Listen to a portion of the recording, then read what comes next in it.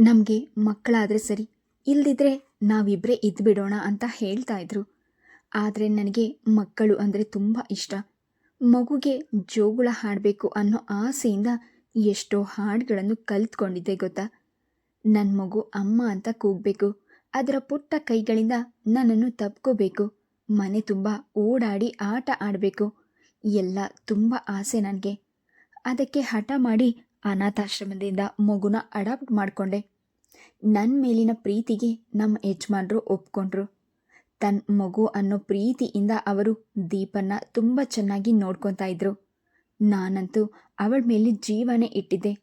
ಮಮತಾ ಎನ್ನುತ್ತಿದ್ದಂತೆ ಅವರ ಗಂಟಲು ಬಿಗಿದು ಬಂತು. ನನಗಂತೂ ಇದೆಲ್ಲ ತೀರಾ ಹೊಸ ವಿಷಯಗಳು. ತಾಯಿಯ ಪ್ರೀತಿ ವಾತ್ಸಲ್ಯ ಎಂದರೆ ಜಗತ್ತಿನ ಅತಿ ಅಮೂಲ್ಯ ವಸ್ತು ಎಂಬ ಭಾವನೆ ನನ್ನಲ್ಲಿ ಬೇರೂರಿತು. ಆದರೆ ತಾಯಿಯ ಪ್ರೀತಿ ತಾನಾಗೆ ಹುಡ್ಕೊಂಡು ಬಂದಾಗ ಅದನ್ನು ಸ್ವೀಕರಿಸದ ವ್ಯಕ್ತಿಗಳು ಈ ಪ್ರಪಂಚದಲ್ಲಿ ಇರುತ್ತಾರೆಯೇ ಎಂದು ನಂಬೋದು ಕಷ್ಟವಾಗಿತ್ತು. ಬೆಳೆದು ದೊಡ್ಡವಳಾಗ್ತಿದ್ದ ಹಾಗೆ ನಮಗೆ ಅವಳು ಸಮಸ್ಯೆಯಾಗಿಯೇ ಆಗ್ಬಿಟ್ಲು. ಸ್ಕೂಲಿಗೆ ಸರಿಯಾಗಿ ಹೋಗ್ತಿರ್ಲಿಲ್ಲ. ಸ್ಕೂಲ್ನಲ್ಲಿ ಬೇರೆ ಮಕ್ಕಳಿಗೆ ಹೊಡೆದು ಬಡಿದು ಮಾಡ್ತಿದ್ಲು. ಟೀಚರ್ಸ್ ಹೇಳಿದ ಮಾತು ಕೇಳ್ತಿರ್ಲಿಲ್ಲ. ಸದಾ ಅವಳ ಮೇಲೆ ಕಂಪ್ಲೇಂಟ್ ಬರೋದು. ಕೊನೆಗೆ ನಾನು ಕೆಲಸ ಮಾಡ್ತಿದ್ದ ಸ್ಕೂಲ್ಗೆ ಅವಳನ್ನು ಸೇರಿಸ್ಕೊಂಡೆ. ಹೇಗೋ 10th ಪಾಸ್ ಆದ್ಲು. ಮುಂದೆ ಓದೋಕ್ಕೆ ಅವಳಿಗೆ ಇಂಟ್ರೆಸ್ಟ್ ಇರಲಿಲ್ಲ. ಫ್ಯಾಷನ್ ಡಿಸೈನಿಂಗ್ ಕೋರ್ಸ್ಗೆ ಸೇರ್ತೀನಿ ಅಂತ ಹೋದ್ಲು. ಅದನ್ನು ಕಂಪ್ಲೀಟ್ ಮಾಡಿಕೊಳ್ಳಲಿಲ್ಲ. ಎಲ್ಲಕ್ಕಿಂತ ನಮಗೆ ಆಘಾತವಾಗಿದ್ದು ಏನು ಗೊತ್ತಾ, ಅವಳ ನಡವಳಿಕೆ. ಅನಾಯಾಸವಾಗಿ ನನ್ನ ಪರ್ಸ್ ತೆಗೆದು ದುಡ್ಡು ತೆಗೆದು ಬಿಡ್ತಿದ್ಲು. ಬಂದೋಬಸ್ ಮಾಡಿದ್ರೆ ಕಳ್ತನ ಮಾಡೋಳು. ಲಂಗು ಲಗಾಮಿಲ್ಲದೆ ಸ್ನೇಹಿತರ ಜೊತೆ ಸುತ್ತಾಡೋಳು. ಸಿಗರೆಟ್, ಡ್ರಿಂಕ್ಸ್, ಪಾರ್ಟಿ ಒಂದೊಂದ ಅವಳ ದುರಭ್ಯಾಸಗಳು. ಟೂರ್ ಅಂತ ಸುಳ್ಳು ಹೇಳಿ ಬಾಯ್ ಫ್ರೆಂಡ್ಸ್ ಜೊತೆ ಬೇರೆ ಊರುಗಳಿಗೆ ಹೋಗಿ ಬರೋಳು. ನಂದೇನೋ ಗಟ್ಟಿ ಹೃದಯ, ಅದನ್ನೆಲ್ಲ ತಡ್ಕೊಂಡೆ. ಆದರೆ ನಮ್ಮ ಯಜಮಾನ್ರಿಗೆ ಇದನ್ನೆಲ್ಲ ನೋಡಿ ಸಹಿಸ್ಕೊಳ್ಳೋ ಶಕ್ತಿ ಇರಲಿಲ್ಲ. ಹಾರ್ಟ್ ಅಟ್ಯಾಕ್ ಆಗಿ ಹೋಗ್ಬಿಟ್ರು ಎನ್ನುತ್ತಲೇ ನೀರವಾಗಿ ಕುಳಿತುಬಿಟ್ರು. ಅವರ ಕಣ್ಣಲ್ಲಿ ನೀರು ಹರಿಯಿತು. ನಾನು ಕನಿಕರದಿಂದ ಅವರ ಭುಜದ ಮೇಲೆ ಕೈ ಇಟ್ಟು, ಸಾರಿ, ಸಮಾಧಾನ ಮಾಡ್ಕೊಳ್ಳಿ, ನಿಮಗೆ ಅದನ್ನೆಲ್ಲ ನೆನಪಿಸ್ಕೊಳ್ಳೋದು ಕಷ್ಟವಾದರೆ ಏನೂ ಹೇಳಬೇಡಿ, ನಿಮ್ಮ ಕಷ್ಟ ನನಗೆ ಅರ್ಥ ಆಗುತ್ತೆ ಎಂದಾಗ ಅವರು ಕಣ್ಣೊರೆಸ್ಕೊಂಡ್ರು. ನೆನಪಿಸ್ಕೊಳ್ಳೋದು ಏನೂ ಇಲ್ಲ ಮಮತಾ, ಎಲ್ಲ ಕಣ್ಮುಂದೆನೇ ನಡೆದ ಹಾಗಿದೆ. ನನ್ನ ಮದುವೆಯಾಗಿದ್ದೇ ಲೇಟು, 38 ವರ್ಷ ಆಗಿತ್ತು. ನನ್ನ ಗರ್ಭಕೋಶದಲ್ಲಿ ತೊಂದರೆಯಾಗಿದ್ದರಿಂದ ಮಕ್ಕಳಾಗಲಿಲ್ಲ. ನಾನು ದೀಪನ ದತ್ತು ತಗೊಂಡಾಗ ನನಗೆ 42 ವರ್ಷ. ನಮ್ಮ ಯಜಮಾನರು ನನಗಿಂತ 4 ವರ್ಷ ದೊಡ್ಡವರು. ಮಕ್ಕಳನ್ನು ಸಾಕಿ ಸಂಭಾಳಿಸೋಕ್ಕೆ ನಮಗೆ ಚಿಕ್ಕ ವಯಸ್ಸಿರಲಿಲ್ಲ. ನಾನು ಅದನ್ನು ಅರ್ಥ ಮಾಡ್ಕೋಬೇಕಿತ್ತು. ಅಮ್ಮ ಅಂತ ಪ್ರೀತಿಯಿಂದ ಕರೆಸ್ಕೋಬೇಕು ಅನ್ನೋ ಹುಚ್ಚು ನನಗೆ. ಆ ಹುಚ್ಚಿಗೆ ಬಿದ್ದು ನನ್ನ ಗಂಡನ್ನೇ ಕಳ್ಕೊಂಡ್ಬಿಟ್ಟೆ. ಅವರ ಮಾತು ಕೇಳಿ ದತ್ತು ತಗೊಳ್ದೆ ಇದ್ದಿದ್ರೆ ಇವತ್ತಿಗೂ ಅವರ ಜೊತೆ ಇರ್ತಿದ್ನೇನೋ ಎಂದು ಕಣ್ಣು ಮೂಗು ಹೊರಿಸ್ಕೊಂಡು ಇದ್ರು. ಆವಾಗಲಿಂದ ಮಾತನಾಡ್ತಾನೆ ಇದ್ದೀನಿ. ಕಾಫಿನಾದರೂ ಮಾಡಿಕೊಡ್ತೀನಿ ನಿಮಗೆ. ನನಗೆ ಕಾಫಿ ಬೇಡ, ಆದರೆ ನನಗೆ ಬೇಕು. ಗಂಟಲೆಲ್ಲ ಒಣಗಿ ಹೋಗಿದೆ, ಏನಾದರೂ ಬಿಸಿಯಾಗಿ ಕುಡಿಬೇಕು ಅನ್ನಿಸ್ತಿದೆ. ಹಾಗಾದರೆ ನೀವು ಕೂತ್ಕೊಳ್ಳಿ, ನಾನೇ ಮಾಡ್ತೀನಿ. ನಾನು ಅವರನ್ನು ಬಲವಂತದಿಂದ ಕೂರಿಸಿ ನಾನೇ ಅವರ ಅಡಿಗೆ ಮನೆಗೆ ಹೋದೆ. ಅದು ಓಪನ್ ಕಿಚನ್ ಆದುದರಿಂದ ಅವರು ಕುಳಿತಲ್ಲೇ ನನಗೆ ಪದಾರ್ಥಗಳ ಜಾಗ ಹೇಳೋದು ಅನುಕೂಲವಾಗಿತ್ತು. ದೀಪ ತಳ್ಳಿದ ರಭಸಕ್ಕೆ ಕೆಳಗೆ ಬಿದ್ದಿದ್ದರಿಂದ ವೈಜಯಂತಿಯವರ ಸೊಂಟಕ್ಕೆ ಏಟು ಬಿದ್ದು ಮುಖ ಪೆಟ್ಟಾಗಿತ್ತು. ಕಾಫಿ ಕುಡಿದ ಮೇಲೆ ನಾನು ಅವರಿಗೆ ಸೊಂಟಕ್ಕೆ ಮುಲಾಮು ಹಚ್ಕೊಳ್ಳಲು ಸಹಾಯ ಮಾಡಿದೆ. ನೋವು ಕಡಿಮೆಯಾಗಲೆಂದು ಅವರು ಮಾತ್ರೆ ನುಂಗಿದಾಗ ನನಗೆ ಅವರ ಪರಿಸ್ಥಿತಿಯ ಬಗ್ಗೆ ಸಹಾನುಭೂತಿ ಉಂಟಾಯಿತು. ನೋಡಿ, ಹೀಗೆ ಹೇಳ್ತೀನಿ ಅಂತ ಬೇಜಾರು ಮಾಡ್ಕೋಬೇಡಿ. ಪ್ರತಿ ಸಲವೂ ನಿಮ್ಮ ಮಗಳ ಜೊತೆ ಯಾಕೆ ಘರ್ಷಣೆ ಮಾಡ್ಕೊತೀರಾ? ಇಬ್ಬರು ಕೂತು ಮಾತನಾಡಿ ಏನಾದರೂ ಒಂದು ಇತ್ಯರ್ಥಕ್ಕೆ ಬರ್ಬೋದಲ್ಲ. ಅದು ಬಿಟ್ಟು ಈ ರೀತಿ ಜಗಳ ಮನಸ್ತಾಪ ಮಾಡ್ಕೊಳ್ಳೋದ್ರಿಂದ ನಿಮಗೇ ಕಷ್ಟ. ವೈಜಯಂತಿಯವರು ವ್ಯಥೆಯಿಂದ, ನಾನು ಅವಳಿಗೇನು ಕಡಿಮೆ ಮಾಡಿಲ್ಲ ಮಮತಾ. ಎಳೆ ಮಗು ಆದಾಗಿನಿಂದ ಲಾಲಿಸಿ ಪಾಲಿಸಿ ಮುದ್ದಿನಿಂದ ಬೆಳೆಸಿದ್ದೆ. ಮಗುಗೇನು ಕೊರತೆ ಆಗಬಾರ್ದು ಅಂತ ಎಲ್ಲ ವಿಧದಲ್ಲೂ ನೋಡ್ಕೊತಾ ಇದ್ದೆ. ನಾನು ನಮ್ಮ ಯಜಮಾನರು ಅವಳನ್ನು ಎಷ್ಟು ಸುತ್ತಾಡಿಸಿದ್ದೀವಿ, ಎಷ್ಟು ಮೆರೆಸಿದ್ದೀವಿ ಗೊತ್ತಾ. ನೋಡೋಕ್ಕೆ ತುಂಬ ಮುದ್ದಾಗಿದ್ಲು. ಅದೇ ನಮ್ಮ ಸಂಬಂಧಿಕರಿಗೆಲ್ಲ ಹೊಟ್ಟೆ ಉರಿಯಾಗಿತ್ತು. ಆದರೆ ನಮ್ಮ ದುರದೃಷ್ಟ, ದೀಪ ಅವಳ ಲೈಫಿನಲ್ಲಿ ಶಿಸ್ತು, ಶ್ರದ್ಧೆ, ಪ್ರಾಮಾಣಿಕತೆ ಯಾವುದನ್ನು ಕಲೀಲಿಲ್ಲ. ಆವಾಗ ಜನ ಅವಳ ಬಗ್ಗೆ ನಮ್ಮ ಬಗ್ಗೆ ಆಡ್ಕೊಳ್ಳೋಕ್ಕೆ ಶುರು ಮಾಡಿದರು. ಅದೇ ನಮ್ಮ ಯಜಮಾನ್ರಿಗೆ ದೊಡ್ಡ ಸೋಲು. ಜೊತೆಗೆ ದೀಪ ಅವರಿಗೆ ತಂದೆ ಅನ್ನೋ ಮರ್ಯಾದೆ ಕೊಡ್ತಿರ್ಲಿಲ್ಲ. ಸಾಯೋ ಗಳಿಗೆಯಲ್ಲಿ ಅವರು ಅವಳ ಮುಖ ಸಹಿತ ನೋಡೋಕೆ ಇಷ್ಟಪಡಲಿಲ್ಲ ಗೊತ್ತಾ. ಒಂದು ಗೋಡೆಯಲ್ಲಿ ತೂಗು ಹಾಕಿದ್ದ ಅವರ ಪತಿಯ ಭಾವಚಿತ್ರವನ್ನೇ ದಿಟ್ಟಿಸಿದ್ರು. ಲಕ್ಷಣವಾದ ನಗುಮುಖ ಹೊಂದಿದ್ದ ಆ ಫೋಟೋ ಕಡೆ ನನ್ನ ದೃಷ್ಟಿಯೂ ಹರಿಯಿತು.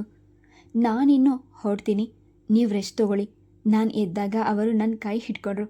ನನ್ನ ವಿಷಯ ಇದುವರೆಗೂ ಯಾರ ಹತ್ರನೂ ಇಷ್ಟು ಹೇಳ್ಕೊಂಡಿರಲಿಲ್ಲ. ಎಲ್ಲರ ಬಾಯಿಗೂ ಬಂದ ಹಾಗೆ ಮಾತನಾಡ್ತಾರೆ ಅಂತ ಜನಗಳಿಂದ ದೂರ ಇದ್ಬಿಟ್ಟಿದೆ ಮಮತಾ. ಇವತ್ತು ನನಗೆ ಎಷ್ಟು ಸಮಾಧಾನ ಆಗಿದೆ. ನನಗೆ ಅರ್ಥ ಆಯಿತು, ಜೀವನದಲ್ಲಿ ನಿರಾಶೆ, ನೋವುಂಡು ಪರಿಣಾಮದಿಂದ ವೈಜಯಂತಿಯವರು ಸನಿಕತನದಿಂದ ತಮ್ಮ ವ್ಯಕ್ತಿತ್ವವನ್ನೇ ಹದುಮಿಕೊಂಡಿದ್ರು. ಕ್ರಮೇಣ ನಮ್ಮ ಅಪಾರ್ಟ್ಮೆಂಟ್ ಕಾಂಪ್ಲೆಕ್ಸ್ಗೆ ಹೊಂದಿಕೊಂಡು ಮೇಲೆ ಈಗೀಗ ಅವರು ಎಲ್ಲರೊಡನೆ ಬೆರೆತು ಮಾತನಾಡ್ತಿದ್ರು. ಅವರ ಬಗ್ಗೆ ಮೂಗು ಮುರಿಯುತ್ತಿದ್ದ ಸುನಂದ ಕೂಡ, ಆಂಟಿ ನನಗೆ ಒಂದೆರಡು ದೇವರ ನಾಮಗಳು ಹೇಳ್ಕೊಡಿ, ಹಬ್ಬ ಹರಿದಿನ ಬಂದಾಗ ದೇವರ ಮುಂದೆ ಕೂತು ಹಾಡೋಕೆ ನನಗೆ ಒಂದು ಸಾಲು ಬರೋದಿಲ್ಲ ಎಂದು ಅವರ ಮನೆಗೆ ಹೋಗಿ ದೇವರ ನಾಮ ಹೇಳಿಸ್ಕೊಳ್ತಿದ್ಲು. ಈಗ ವೈಜಯಂತಿ ನಮ್ಮ ಅಪಾರ್ಟ್ಮೆಂಟ್ಗಳಲ್ಲಿ ನಡೆಯುವ ಸಮಾರಂಭಗಳಿಗೆಲ್ಲ ಬರ್ತಿದ್ರು. ನನ್ನೊಡನೆ ಅಂಗಡಿಗೆ, ಪಾರ್ಕಿಗೆ ಬರ್ತಿದ್ರು. ಆಗಾಗ ಮಧ್ಯಾಹ್ನ ಮನೆಗೆ ಬಂದು ಮಾತನಾಡಿ ಹೋಗ್ತಿದ್ರು. ಆಕೆ ಎಷ್ಟು ಮಾತುಗಾರ್ತಿ ಎಂದು ಇತ್ತೀಚೆಗೆ ನಮಗೆಲ್ಲ ಅರ್ಥವಾಗಿತ್ತು. ಎಲ್ಲರೊಡನೆ ಬೆರೆತರು. ಅವರು ನನ್ನನ್ನು ಕಂಡ್ರೆ ಹೆಚ್ಚು ಆತ್ಮೀಯತೆ. ಈಗ ಬಹುವಚನ ಬಿಟ್ಟು ನನ್ನನ್ನು ಏಕವಚನದಲ್ಲೇ ಸಂಬೋಧಿಸ್ತಿದ್ರು. ಅವರು ಬಂದಾಗಲೆಲ್ಲ ಅವರಿಂದ ದೇವರ ನಾಮ ಹಾಡಿಸಿ ರೆಕಾರ್ಡ್ ಮಾಡಿಕೊಳ್ತಿದ್ದೆ. ವೈಜಯಂತಿಯವರು ನಿರ್ಗಳವಾಗಿ ಅವರ ಹಿಂದಿನ ವಿಚಾರಗಳನ್ನು ನನ್ನ ಮುಂದೆ ಹೇಳ್ತಿದ್ರು. ನಾವು 3 ಜನ ಅಕ್ಕ ತಂಗಿಯರು. ನನ್ನ ಅಕ್ಕಂದಿರು ತುಂಬ ಚೆನ್ನಾಗಿದ್ದರು. ನಮ್ಮ ಮನೆಯಲ್ಲಿ ನಾನೇ ಸುಮಾರು. ಆದರೆ ನಾನು ಸಂಗೀತಗಾರ್ತಿ ಅಂತ ನಮ್ಮ ತಂದೆ ನನ್ನನ್ನು ತುಂಬ ಹೆಚ್ಚುಗಾರಿಕೆ ಮಾಡ್ತಿದ್ರು. ಸಾಕಷ್ಟು ಅಹಂಕಾರ ಬೆಳೆಸ್ಕೊಂಡ್ಬಿಟ್ಟಿದೆ ಮಮತಾ. ಯಾವ ಗಂಡನ್ನು ಒಪ್ತಿರಲಿಲ್ಲ. ನನಗೆ 30 ದಾಟಿದ ಮೇಲೆ ಗಂಡಿನ ಕಡೆಯವರು ನನ್ನನ್ನು ರಿಜೆಕ್ಟ್ ಮಾಡ್ತಿದ್ರು. ಕೊನೆಗೂ ನೋಡಿ, ನಾರಾಯಣ್ ನನ್ನನ್ನು ಇಷ್ಟಪಟ್ಟು ಮದುವೆ ಆದರು. ಅವರದು ಲೇಟ್ ಮ್ಯಾರೇಜ್. ತಮ್ಮ ತಂಗಿಯರನ್ನು ಸೆಟಲ್ ಮಾಡೋ ಜವಾಬ್ದಾರಿ ಹೊತ್ಕೊಂಡಿದ್ರು. ಅದಕ್ಕೆ ಎಲ್ಲ ರೆಸ್ಪಾನ್ಸಿಬಿಲಿಟಿ ಮುಗಿಸಿ ಮದುವೆ ಆಗಿದ್ರು. ಆ ವಿಷಯದಲ್ಲಿ ನಾನು ತುಂಬ ಪುಣ್ಯ ಮಾಡಿದ್ದೆ ಮಮತಾ. ಸಂಗೀತದಲ್ಲಿ ನನ್ನನ್ನು ಬಹಳ ಎನ್ಕರೇಜ್ ಮಾಡ್ತಿದ್ರು. ಮದ್ರಾಸ್, ಹೈದರಾಬಾದ್ಗೆಲ್ಲ ಹೋಗಿ ಪ್ರೋಗ್ರಾಮ್ ಕೊಟ್ಟಿದ್ದೀನಿ. ಫೇಮಸ್ ಫಿಲಮ್ ಸ್ಟಾರ್ಗಳ ನಾಟ್ಯ ಪ್ರದರ್ಶನಗಳಿಗೆ ನಾನೇ ಹಾಡ್ತಿದ್ದೆ. ಅದಕ್ಕೆಲ್ಲ ಬೆನ್ನೆಲುಬಾಗಿ ನಿಂತಿದ್ದವರೇ ನಮ್ಮ ಯಜಮಾನ್ರು. ಆಗೆಲ್ಲ ನನ್ನ ಸಮಾನ ಇಲ್ಲ ಅಂತ ಜಂಬ ಪಡ್ತಿದ್ದೆ. ಮನುಷ್ಯನ ಅಹಂಕಾರಕ್ಕೆ ದೇವರು ಸರಿಯಾಗಿ ಮಟ್ಟ ಹಾಕ್ತಾನಂತೆ. ಹಾಗೆ ಆಗೋಯ್ತು ನೋಡು ನನಗೆ ಎಂದು ಮನ ಬಿಚ್ಚಿ ನನ್ನ ಮುಂದೆ ಹೇಳ್ಕೊಳ್ತಿದ್ರು. ಆಕೆ ಸಂಗೀತದಲ್ಲಿ ಎಷ್ಟು ಪ್ರವೀಣೆಯೋ ಕರಕುಶಲ ಕೆಲಸದಲ್ಲೂ ಅಷ್ಟೇ ನಿಪುಣೆ. ಬರೀ ಟಿವಿ, ಮೊಬೈಲ್ ಎಂದು ಕಾಲಹರಣ ಮಾಡ್ತಾ ಕೂತಿರಲಿಲ್ಲ. ನೀಟ್ನಿಂಗ್, ಕ್ರೋಶ, ಕಸೂತಿ ಮಾಡ್ತಿದ್ರು. ಒಮ್ಮೆ ಶ್ರಾವಣ ಮಾಸದ ಹಬ್ಬದಲ್ಲಿ ಅಪಾರ್ಟ್ಮೆಂಟ್ನ ಎಲ್ಲರ ಮನೆಗೂ ಸುಂದರವಾದ ಮೇಜು, ಹಾಸನ, ಕ್ರೋಶ ಕೆಲಸದಲ್ಲಿ ಮಾಡಿಕೊಟ್ಟಿದ್ರು. ಎಲ್ಲರೂ ಅದನ್ನು ಬಾಯಿ ತುಂಬ ಹೊಗಳಿದ್ದೇ ಆಯಿತು. ಮೊದಮೊದಲು ಎಲ್ಲರಿಂದ ವಿಮುಖರಾಗಿ ವರ್ತಿಸುತ್ತಿದ್ದ ವೈಜಯಂತಿಯವರು ಕ್ರಮೇಣ ಎಲ್ಲರಿಗೂ ಬೇಕಾದವರಾಗಿದ್ದರು. ನಾನು ಎಷ್ಟೋ ಮನೆಗಳನ್ನು ಬದಲಾಯಿಸಿದ್ದೀನಿ ಮಮತಾ. ಆದರೆ ಇಲ್ಲಿರೋ ವಾತಾವರಣ ನಾನು ಬೇರೆಲ್ಲೂ ನೋಡಿಲ್ಲ. ಎಲ್ಲರೂ ಒಂದೇ ಮನೆಯವರ ಹಾಗಿದ್ದೀವಿ ಇಲ್ಲಿ ಎಂದು ಹೃದಯ ತುಂಬಿ ನುಡಿಯುತ್ತಿದ್ದರು. ನಾನು ಕುತೂಹಲ ಹೊತ್ತಿಕ್ಕಲಾರದೆ, ಈ ಊರಲ್ಲಿ ನಿಮಗೆ ಸ್ವಂತ ಮನೆ ಇಲ್ವಾ ಎಂದು ಕೇಳಿದಾಗ ಆಕೆಯ ಪ್ರಸನ್ನ ಮುಖದಲ್ಲಿ ಮೋಡ ಕವಿಯಿತು. ಗಿರಿನಗರದಲ್ಲಿ ನಮ್ಮದೇ ಸ್ವಂತ ಮನೆ ಇದೆ. ಆದರೆ ದೀಪ ಎಷ್ಟು ರಂಪರಾದ ಅಂತ ಮಾಡಿಬಿಟ್ಟಿದ್ದಾಳೆ ಅಂದರೆ ಅಕ್ಕಪಕ್ಕದಲ್ಲಿ ನಮಗೆ ಮರ್ಯಾದೆ ಉಳಿದಿಲ್ಲ. ಅದೇ ನಮ್ಮ ಯಜಮಾನ್ರಿಗೂ ದೊಡ್ಡ ಕೊರಗಾಗ್ಬಿಟ್ಟಿತ್ತು ಮಮತಾ. ಅವರು ಹೋದ್ಮೇಲೆ ನನಗೂ ಅಲ್ಲಿರೋಕ್ಕಾಗಲಿಲ್ಲ. ಬಾಡಿಗೆಗೆ ಕೊಟ್ಟು ನಾನು ಬೇರೆ ಕಡೆ ಶಿಫ್ಟ್ ಆದೆ. ನಮ್ಮ ಯಜಮಾನ್ರು ಆಸ್ತಿ ಪಾಸ್ತಿಯಲ್ಲಿ ನನಗೇನು ಕಡಿಮೆ ಮಾಡಿಲ್ಲ. ಆದರೂ ನೋಡಿ, ನನ್ನ ಮನೆಯಲ್ಲಿರೋದನ್ನು ನಾನು ಕೇಳ್ಕೊಂಡು ಬರಲಿಲ್ಲ. ಈಗ ನಿಮ್ಮ ಮಗಳು ಮದುವೆಯಾಗಿ ಗಂಡನ ಜೊತೆ ಇದ್ದಾಳಲ್ಲ, ನೀವು ನಿಮ್ಮ ಸ್ವಂತ ಮನೆಯಲ್ಲಿ ಯಾಕೆ ಇರಬಾರ್ದಿತ್ತು? 4 ಬೆಡ್ರೂಮಿನ ದೊಡ್ಡ ಬಂಗಲೆ ಅದು. ದೀಪ ನನ್ನನ್ನು ನೆಮ್ಮದಿಯಾಗಿ ಇರೋಕ್ಕೆ ಬಿಡ್ತಿದ್ಲು ಅಂದ್ಕೊಂಡಿದ್ಯಾ ಮಮತಾ? ಅವಳ ಗಂಡನ ಜೊತೆ ಬಂದು ನನ್ನ ಮನೆಗೆ ಸೇರಿಕೊಂಡಿದ್ಲು. ತಾನು ಬೆಳೆದ ಮನೆ ಅನ್ನೋ ಧೋರಣೆ ಅವಳಿಗೆ. ಅವಳ ಗಂಡನಿಗೆ ಸರಿಯಾದ ಸಂಪಾದನೆ ಇಲ್ಲ. ಅವರಿಬ್ಬರನ್ನು ನಾನೇ ಸಾಕಬೇಕಾಗಿತ್ತು. ಊಟ ತಿಂಡಿ ಹಾಳಾಗಿ ಹೋಗಲಿ. ಅವರ ದುರಭ್ಯಾಸಗಳಿಗೆಲ್ಲ ನಂದೇ ಖರ್ಚು. Cigarette, drinks. ನಾನು ವೆಜ್. ರಾಮ ರಾಮ, ನರಕ ಆಗೋಗಿತ್ತು. ಆ ಮನೆ ನನಗೆ.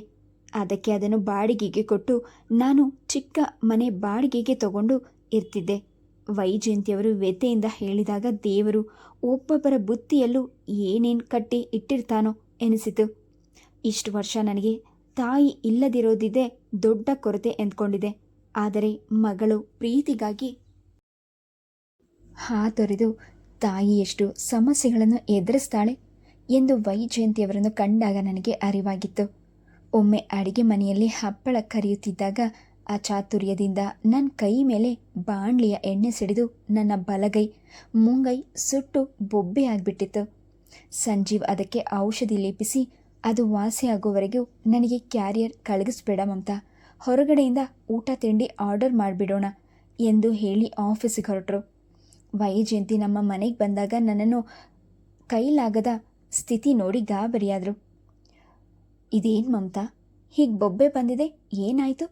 ಏನಿಲ್ಲ, ಎಣ್ಣೆ ಬಾಣಲಿ ಸ್ಟೌವಿಂದ ಇಳಿಸ್ತಾ ಕೈ ಮೇಲೆ ಸ್ವಲ್ಪ ಎಣ್ಣೆ ಸುರಿದು ಹೋಯಿತು. ಡಾಕ್ಟರ್ಗೆ ತೋರಿಸಿದ್ಯಾ? ನಾನು ನಗುತ್ತಾ, ಇದಕ್ಕೆಲ್ಲ ಡಾಕ್ಟರ್ ಯಾಕೆ? ತಣ್ಣೀರಿನಲ್ಲಿ ಕೈ ಇಟ್ಕೊಂಡೆ, ಆಮೇಲೆ ಬರ್ನಲ್ಲಿ ಹಚ್ಕೊಂಡಿದ್ದೀನಿ, ವಾಸಿಯಾಗುತ್ತೆ ಎಂದಾಗ ಅವರಿಗೆ ಸಮಾಧಾನವಾಗಲಿಲ್ಲ. ಎಷ್ಟು ಹುರಿ ನೋವಿರುತ್ತೆ, ಆದರೂ ನಗ್ತಾ ಇದೆಯಲ್ಲ, ನಿನಗೆ ಹೇಳೋರು ಕೇಳೋರು ಯಾರೂ ಇಲ್ವಾ? ಎಲ್ಲಿ ನಿಮ್ಮ ಯಜಮಾನ್ರು ಎಂದು ರೇಗ್ಬಿಟ್ರು. ಪಾಪ, ಅವರು ಔಷಧಿ ಹಚ್ಚಿ ಆಫೀಸಿಗೆ ಹೋದರು. ಇಷ್ಟಕ್ಕೆಲ್ಲ ರಜಾ ಹಾಕ್ಕೊಂಡು ಕೂತ್ಕೊಳ್ಳೋಕ್ಕಾಗತ್ತಾ? ನನ್ನ ಮಾತು ಕೇಳಿ ವೈಜಯಂತಿ ಒಂದು ಕ್ಷಣ ಮೌನವಾದರು. ನಂತರ ಸವರಿಸ್ಕೊಂಡು, ಸಾರಿ ಮಮತಾ, ತುಂಬ ಸಲಿಗೆ ತಗೊಂಡು ಮಾತನಾಡಿಬಿಟ್ಟೆ, ತಪ್ಪು ತಿಳ್ಕೊಬೇಡ ಎಂದರು. ತಪ್ಪು ತಿಳಿಯೋದೆ? ಒಂದು ವಿಧದಲ್ಲಿ ಅವರು ಆಡಿದ ಮಾತಿನಲ್ಲಿ ಸತ್ಯಾಂಶವಿತ್ತು. ಕುದಿಯುವ ಎಣ್ಣೆ ಕೈ ಮೇಲೆ ಬಿದ್ದಿದ್ದರಿಂದ ಜುಮು ಜುಮು ಉರಿಯುತ್ತಲೇ ಇತ್ತು. ಆಗಾಗ ಉಫ್ ಎಂದು ಬಾಯಿಂದ ಕೈ ಮೇಲೆ ಊದ್ಕೊಂಡ್ರೂ ಶಮನವಾಗಿರಲಿಲ್ಲ. ಒಂದು ಲೋಟ ನೀರು ತೆಗೆದುಕೊಂಡು ಕುಡಿಯೋದು ಪ್ರಯಾಸವಾಗಿತ್ತು. ಯಾರಾದರೂ ಬಂದು ನನಗೆ ಸಹಾಯ ಮಾಡಬಾರ್ದೆ ಎನಿಸಿದ್ರು ಸಂಜೀವ್ ಅದಕ್ಕಾಗಿ ಮನೆಯಲ್ಲೇ ಕೂರುವಂಥ ಸ್ವಭಾವದವರಲ್ಲ. ಅವರು ಮನೆಯಲ್ಲಿದ್ದರೂ ಹೆಚ್ಚು ಕೆಲಸಗಳು ನಾನೇ ಮಾಡ್ತಿದ್ದಿದ್ದು. ಬೇರೆ ಯಾರಿದ್ದಾರೆ? ಅಪ್ಪ ಚಿಕ್ಕಮ್ಮನಿಗೆ ವಯಸ್ಸಾಗಿದೆ, ಅವರದೇ ಆರೋಗ್ಯದ ಸಮಸ್ಯೆಗಳು. ಇನ್ನು ವರ್ಷ ಅವಳ ಸಂಸಾರದಲ್ಲಿ ಮುಳುಗಿರುವಾಗ ಇದಕ್ಕೆಲ್ಲ ಫೋನ್ ಮಾಡಿ ಕರೆಸ್ಕೊಳ್ಳಲು ಸಾಧ್ಯವೇ? ವೈಜಯಂತಿ ನನ್ನ ಕೈ ಪರೀಕ್ಷಿಸಿ, ಇಷ್ಟು ದೊಡ್ಡ ಬೊಬ್ಬೆಯಾಗಿದೆ, ನಡಿ ಡಾಕ್ಟರಿಗೆ ತೋರಿಸೋಣ ಎಂದಾಗ ನಾನೇ ತಡೆದೆ. ಚೇಚೆ, ಇದಕ್ಕೆಲ್ಲ ಡಾಕ್ಟರ್ ಯಾಕೆ? ನಿಂಗೆ ಗೊತ್ತಾಗಲ್ಲ ಮಮತಾ, ಆಮೇಲೆ ಇದು ಇನ್ಫೆಕ್ಷನ್ ಆದರೆ ಕಷ್ಟ. ನನ್ನ ಅಕ್ಕನ ಮಗಳು ಡಾಕ್ಟರ್ ಆಗಿ ಕ್ಲಿನಿಕ್ ಇಟ್ಟಿದ್ದಾಳೆ, ನಡಿ ಅಲ್ಲಿಗೆ ಹೋಗಿ ಬರೋಣ ಎಂದು ಒತ್ತಾಯ ಪಡಿಸಿದ್ದಲ್ಲದೆ ನಾನು ಅನುಮಾನಿಸಿದಾಗ ನೀನು ಬಾರದೇ ಇದ್ದರೆ ನನ್ನ ಮೇಲಾಣೆ ಎಂದು ಆಗ್ರಹಪಡಿಸಿದ್ರು. ನಂತರ ಕ್ಯಾಬ್ ಮಾಡಿಕೊಂಡು ಡಾಕ್ಟರ್ ಬಳಿ ನನ್ನನ್ನು ಕರೆದೊಯ್ದು ಅವರ ಅಕ್ಕನ ಮಗಳನ್ನು ಪರಿಚಯಿಸಿದ್ರು. ಅವಳು ಸುಮಾರು 40ರ ಅಂಚಿನಲ್ಲಿದ್ದ ನುರಿತ ವೈದ್ಯೆ.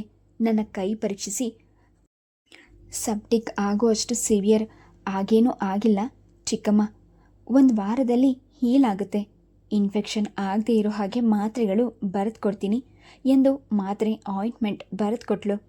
ನಾನು ಬೇಡ ಎಂದರೂ ಬಿಡದೆ ವೈಜಯಂತಿ ತಾವೇ ಆ ಮಾತ್ರೆ ಮುಲಾಮನ್ನು ಖರೀದಿಸಿ ಮನೆಗೆ ಕರೆತಂದರು. ಊಟ ತಿಂಡಿಗೇನು ಮಾಡ್ಕೊತೀಯ ಮಮತಾ? ಸಂಜೀವ್ ಹೊರಗಡೆಯಿಂದ ಆರ್ಡರ್ ಮಾಡಿದ್ದಾರೆ, ಮಧ್ಯಾಹ್ನ ಪಾರ್ಸೆಲ್ ಬರುತ್ತೆ. ನಾನು ಹೇಳಿದಾಗ ಅವರಿಗೆ ಸಮಾಧಾನವಾಗಲಿಲ್ಲ. ತಮ್ಮ ಮನೆಯಿಂದಲೇ ತಿಳಿ ಸಾರು, ಪಲ್ಯ, ಅನ್ನ ತಂದು ಕಲಿಸ್ಕೊಟ್ಟು ನಾನು ಚಮಚದಲ್ಲಿ ತಿಂದು ಮುಗಿಸೋವರೆಗೂ ಬಿಡಲಿಲ್ಲ. ಆರಾಮವಾಗಿ ನಿದ್ದೆ ಮಾಡಿ ರೆಸ್ಟ್ ತಗೋ ಎಂದು ಹೊರಟಾಗ ನನಗ್ಯಾಕೋ ಅವರನ್ನು ತಡೆದು ಹೋಗ್ಬಿಡಿ, ಇಲ್ಲೇ ಇರಿ ಎನ್ನಲು ಮನಸ್ಸು ತವಕಗೊಂಡಿತು. ಅತ್ತೆ ಇದ್ದಾಗ ಅವರು ಹೀಗೆ ಹೆಚ್ಚೆಚ್ಚಿಗೂ ನನ್ನ ಬಗ್ಗೆ ಕಾಳಜಿಯಿಂದ ನೋಡ್ಕೊಳ್ತಿದ್ರು. ನಾನು ಪ್ರತಿಭಟಿಸಿದ್ರೆ ಪ್ರೀತಿಯ ಅಧಿಕಾರದಿಂದ ನನ್ನನ್ನು ಸುಮ್ಮನಾಗಿಸುತ್ತಿದ್ದುದನ್ನು ನೆನೆದಾಗ ವೈಜಯಂತಿಯವರಿಗೂ ನನ್ನ ಅತ್ತೆಗೂ ಹೆಚ್ಚು ವ್ಯತ್ಯಾಸವಿಲ್ಲ ಎನಿಸ್ತು. ಅತ್ತೆಯ ನಂತರ ನನ್ನ ಬಗ್ಗೆ ಇಷ್ಟೊಂದು ಅಕ್ಕರೆ ತೋರಿಸಿದ್ದು ವೈಜಯಂತಿ ಒಬ್ಬರೇ. ಅತ್ತೆಯ ನೆನಪಿನಿಂದ ಹಾಗೂ ವೈಜಯಂತಿಯವರ ಕಾಳಜಿಯಿಂದ ನನಗೆ ಗಂಟಲುಬ್ಬಿ ಕಣ್ಣಲ್ಲಿ ನೀರು ಬಂತು. ಡಾಕ್ಟರ್ ನನಗೆ ನೋವು ನಿವಾರಕ ಮಾತ್ರೆ ಕೊಟ್ಟಿದ್ದರಿಂದ ಕೈ ನೋವು ಹೆಚ್ಚು ಬಾಧಿಸದೆ ಕಣ್ಣಿಗೆ ನಿದ್ದೆ ಹತ್ತಿತ್ತು. ನಾನು ಎಚ್ಚರಗೊಂಡು ಎದ್ದು ಮುಖ ತೊಳೆಯುವ ಹೊತ್ತಿಗೆ ಸಂಜೀವ್ ಆಫೀಸ್ನಿಂದ ಬಂದರು. ಅವರು ನನ್ನ ಗಾಯದ ಬಗ್ಗೆ ವಿಚಾರಿಸಿಕೊಳ್ಳುತ್ತಿರುವಂತೆ ವೈಜಯಂತಿ ಕಾಫಿಯ ಫ್ಲಾಸ್ಕ್ ಇಟ್ಕೊಂಡು ನಮ್ಮ ಮನೆಗೆ ಬಂದರು. ಮಮತಾ, ನೀನೇನು ಕಾಫಿ ಮಾಡೋಕ್ಕೆ ಹೋಗಬೇಡ, ನಾನೇ ನಿಮ್ಮಿಬ್ಬರಿಗೂ ಕಾಫಿ ತಂದಿದ್ದೀನಿ. ಸಂಜೀವ್ ವೈಜಯಂತಿಯವರ ಜೊತೆ ಇದುವರೆಗೂ ಎಂದು ಸ್ಪಂದಿಸಿರಲಿಲ್ಲ. ಇಂದು ನಮ್ಮ ಮನೆ ಬಾಗಿಲಿಗೆ ಬಂದು ಸಹಾಯ ಮಾಡಿದ್ರಿಂದ ಶಿಷ್ಟಾಚಾರದಿಂದ ಮಮತನ್ನ ನೀವೇ ಡಾಕ್ಟರ್ ಹತ್ರ ಕರ್ಕೊಂಡು ಹೋಗಿದ್ರಂತೆ, ತುಂಬ ಥ್ಯಾಂಕ್ಸ್ ಎಂದಾಗ ವೈಜಯಂತಿಯವರು ಕಾಫಿ ಬಗ್ಗಿಸಿ ಕೊಡುತ್ತಾ ಸಂಜೀವ್ ಕಡೆ ನೋಡಿದರು. ಅಲ್ಲ ಸಂಜೀವ್, ಹೆಂಡತಿಗೆ ಕೈ ಸುಟ್ಟಿದೆ ಅಂತ ಗೊತ್ತಾದ ಮೇಲೂ ಆಫೀಸಿಗೆ ಹೊರಟೋಗೋದಾ? ನೀವೇ ರಜಾ ಹಾಕಿ ಡಾಕ್ಟರ್ ಹತ್ರ ಕರ್ಕೊಂಡು ಹೋಗಬೇಕಿತ್ತು. ಹೇಗೆ ಬೊಬ್ಬೆ ಬಂದಿದೆ ಗೊತ್ತಾ? ನಾನು ಬಂದು ಸಹಾಯ ಮಾಡದೆ ಇದ್ದಿದ್ರೆ ಏನು ಗತಿ? ಏಕಾಏಕಿ ಅವರು ತಮ್ಮನ್ನು ತರಾಟೆಗೆ ತೆಗೆದುಕೊಳ್ಳೋರೆಂದು ಸಂಜೀವ್ ನಿರೀಕ್ಷಿಸಿರಲಿಲ್ಲ. ಅವರು ತಬ್ಬಿಬ್ಬಾದರು. ಆಚೆ ಕಡೆಯಿಂದ ಊಟ ತಿಂದು ತರಿಸ್ಬಿಟ್ರೆ ಮುಗಿದೋಯ್ತಾ? ಪಾಪ ಅವಳಿಗೆ ತಟ್ಟೆಯಲ್ಲಿ ಹಾಕ್ಕೊಂಡು ತಿನ್ನೋಕ್ಕೂ ಆಗಲ್ಲ. ಅದಕ್ಕೆ ನಾನೇ ಬಂದೆ. ಇನ್ನೊಂದು ವಾರ ನಿಮ್ಮನೆ ಊಟ ತಿಂಡಿ ಜವಾಬ್ದಾರಿ ನಂದು. ನೀವೇನು ಮಾತನಾಡಬೇಡಿ ಮಮತಾ. ಗಂಡಸರಿಗೇನು ಗೊತ್ತಾಗುತ್ತೆ ಸೂಕ್ಷ್ಮ. ಗಾಯದ ಮೇಲೆ ನೀರು ಬೀಳದೆ ಇರೋ ಹಾಗೆ ನೋಡ್ಕೋಬೇಕು. ಇನ್ನೊಂದು ವಾರ ಬಿಟ್ಟು ಮತ್ತೆ ಬಂದು ತೋರಿಸಿ ಅಂತ ಡಾಕ್ಟರ್ ಹೇಳಿಲ್ವಾ? ನಿಮ್ಮ ಯಜಮಾನ್ರಿಗೆ ಬಿಡುವಿಲ್ಲದೆ ಇದ್ದರೆ ನಾನೇ ಬರ್ತೇನೆ ನಿಮ್ಮ ಜೊತೆ. ಅಲ್ಲಿವರೆಗೂ ನಿನ್ನ ಕೈಗೆ ರೆಸ್ಟ್ ಕೊಡಬೇಕು. ಏನು ಸಂಜೀವ್, ಹೆಂಡತಿ ಕೈಯಲ್ಲಿ ಕೆಲಸ ಮಾಡಿಸ್ಬೇಡಿ. ನನಗಾಗಲಿ ಸಂಜೀವ್ಗಾಗಲಿ ಏನೂ ಮಾತಾಡಲಾಗಲಿಲ್ಲ. ಅವರು ಹೋದ ಮೇಲೆ ಸಂಜೀವ್ ಸವರಿಸ್ಕೊಂಡು, ಏನಿದು ಮಮತಾ, ನನ್ನ ಮನೆಗೆ ಬಂದು ನನ್ನ ಮೇಲೆ ಜೋರು ಮಾಡ್ತಾರಲ್ಲ ಆ ಹೆಂಗಸು. ನನ್ನ ಅಮ್ಮನ್ನ ಬಿಟ್ಟು ಬೇರೆ ಯಾರೂ ನನ್ನನ್ನು ಹೀಗೆಲ್ಲ ಗದರಿಸಿ ಮಾತನಾಡಿಸಿಲ್ಲ. ನಾನು ನಿನ್ನನ್ನು ಕೇರ್ ಮಾಡಲ್ಲ ಅಂದ್ಕೊಂಡು ಹಾಗೆ ತರಾಟೆಗೆ ತಗೊತಾರಲ್ಲ ಎನ್ನುವಾಗ ಅವರ ಮುಖ ಅಸಮಾಧಾನದಿಂದ ದುಮುಗುಟ್ಟಿತು. ಪತಿರಾಯರಿಗೆ ಕೋಪ ಬಂದಿದೆ ಎಂದು ಅರಿತು ನಾನು ಏನೂ ಮಾತನಾಡಲಿಲ್ಲ. ನಿಜ ಹೇಳಬೇಕಂದ್ರೆ ವೈಜಯಂತಿ ಅವರ ಬಗ್ಗೆ ನನಗೆ ಕೋಪ ಬಂದಿರಲಿಲ್ಲ. ಒಂದು ವಿಧದಲ್ಲಿ ಆಕೆಯ ಮಾತುಗಳು ನನಗೆ ಅಪ್ಯಾಯಮಾನವಾಗಿಯೇ ಇತ್ತು. ಒಂದು ಪಕ್ಷ ನನ್ನ ತಾಯಿ ಇದ್ದಿದ್ರೆ ಮಗಳ ಯೋಗಕ್ಷೇಮಕ್ಕಾಗಿ ಅವರು ಅಳಿಯನಿಗೆ ಬುದ್ಧಿವಾದ ಹೇಳ್ತಿರ್ಲಿಲ್ವೇ? ಸಂಜೀವ್ ಹೇಳಿದಂತೆ ಅತ್ತೆ ಇರುವವರೆಗೂ ಮಗ ತಪ್ಪು ಮಾಡಿದ್ರೆ ಅಥವಾ ಆಲಕ್ಷ್ಯ ತೋರಿದ್ರೆ ಗದರಿ ತಿದ್ದುತ್ತಿದ್ರು. ಈಗ ಆ ಅಧಿಕಾರವನ್ನು ವೈಜಯಂತಿಯವರು ತಾವಾಗೆ ತೆಗೆದುಕೊಂಡು ಮಾತನಾಡಿದ್ದು ನನಗೆಲ್ಲೋ ಒಂದು ಕಡೆ ಧೈರ್ಯ, ಸಮಾಧಾನ ಸಿಕ್ತು. Please subscribe the channel, like and share. Thank you.